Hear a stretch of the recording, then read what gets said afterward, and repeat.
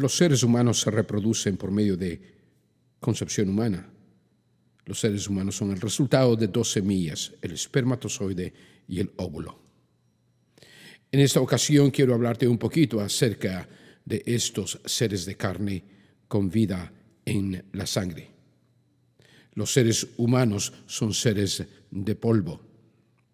Los seres humanos son herederos del planeta Tierra. Los seres humanos son seres que experimentan en el planeta Tierra la maldad, la corrupción y la violencia. Los seres humanos son seres que experimentan en su vida el miedo por causa del pecado, la culpa por causa de la transgresión y la vergüenza por causa de la iniquidad. Los seres humanos en el planeta Tierra son seres que al final de su vida o en el transcurso de su vida experimentan la enfermedad, el envejecimiento y obviamente llegarán a la muerte. Ahora bien, el mensaje del reino de los cielos a favor de los seres humanos es muy importante. Pero para eso tenemos que entender una vez más que el ser humano es engendrado, es concebido, es gestado, es nacido de la naturaleza de la carne. Su naturaleza es polvo, carne, su vida está en la sangre. Pero al salir del vientre de su madre, este ser humano va a experimentar la formación de su personalidad, carácter, actitud y conducta de acuerdo con el ambiente que lo rodea. Su promedio de vida es entre los 75 a 85 años. El ser humano experimentará la realidad del planeta Tierra en que vive. La corrupción ambiental, la corrupción política, la corrupción religiosa, el odio, el rencor racial y la corrupción dentro de lo que sería la economía, para nombrar algunas cosas. Potencialmente podría llegar a ser exitoso el ser humano en su vida intelectual, en su vida económica, en su vida material. Pero eventualmente el ser humano envejecerá y regresará al polvo de la tierra. Sin embargo, el ser humano no quiere enfermar. El ser humano no quiere envejecer y el ser humano no quiere experimentar la muerte, no quiere morir. Ahora bien, ¿cuál es su única salida? Su única salida a toda esta experiencia de desgracia es volver a nacer por segunda vez de una naturaleza que no sea igual a la primera. Pero ¿cómo volvería a nacer? ¿O de qué naturaleza estamos hablando que nazca el ser humano? La salida más espectacular que se le ha ofrecido al ser humano se encuentra en la siguiente información. En Juan capítulo 3, versículo 5, el Dios encarnado, Jesús, le respondió a uno de los seguidores llamado Nicodemo y le dijo: de cierto te digo, que el que no naciere del agua y del Espíritu no puede entrar en el reino de Dios. Jesús habló de un nuevo nacimiento. Si hay un nuevo nacimiento, tiene que haber un engendramiento, tiene que haber una concepción, tiene que haber una gestación, porque ese da paso a la existencia de un ser y por consecuencia la experiencia de una vida. Aquí Jesús, Dios encarnado, le hace saber a Nicodemo que debe nacer por segunda vez para entrar al reino de Dios.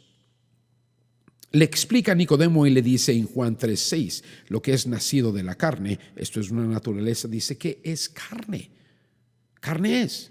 Y luego le informa que lo que es nacido de él, espíritu, espíritu es. Así que aquí vemos dos naturalezas. La una es de la carne, que viene a ser la vida engendrada por seres humanos, carne, que tienen vida en la sangre, que son herederos del planeta Tierra. Pero Jesús está hablando acerca de entrar al reino para vivir por toda la eternidad y le informa a los seres humanos que este es un asunto de un nuevo nacimiento por medio de una nueva naturaleza.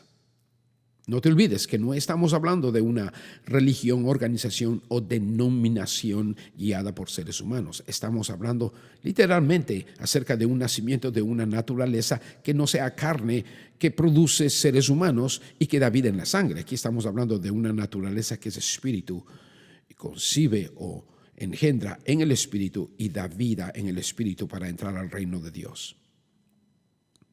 En Romanos 8:9, el Espíritu de Dios dice a través de Pablo: mas vosotros no vivís según la carne. Aquí ya está hablando acerca de los hijos de Dios, los que han nacido por segunda vez de la naturaleza del Espíritu, sino según el Espíritu.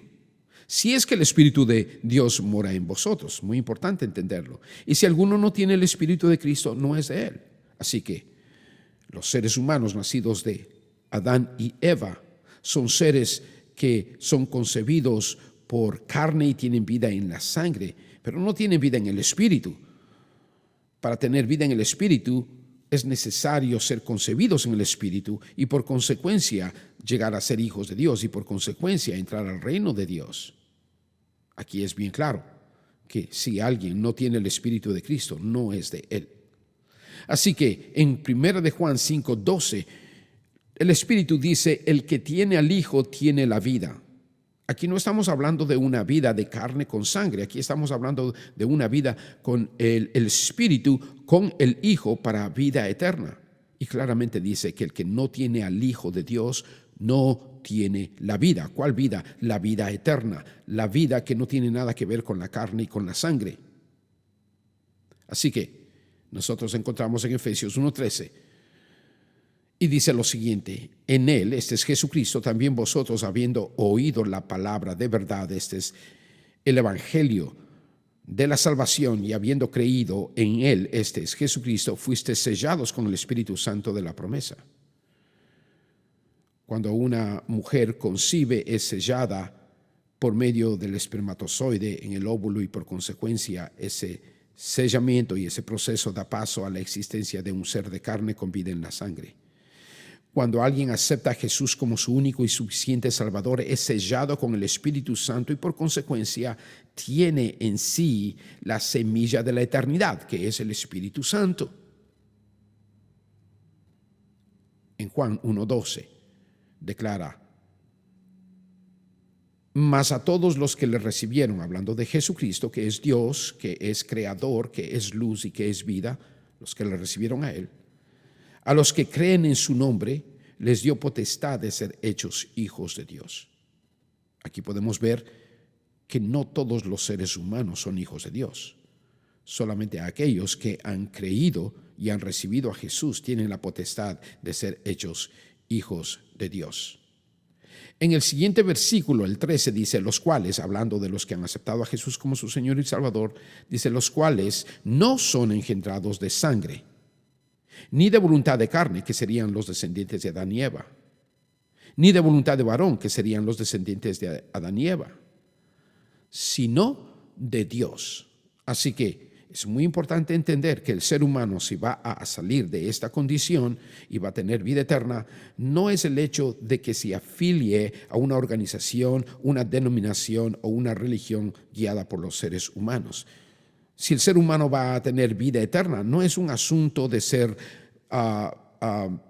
protestante, de ser evangélico, de ser católico o de ser musulmán o de tener alguna otra clase de religiones orientales.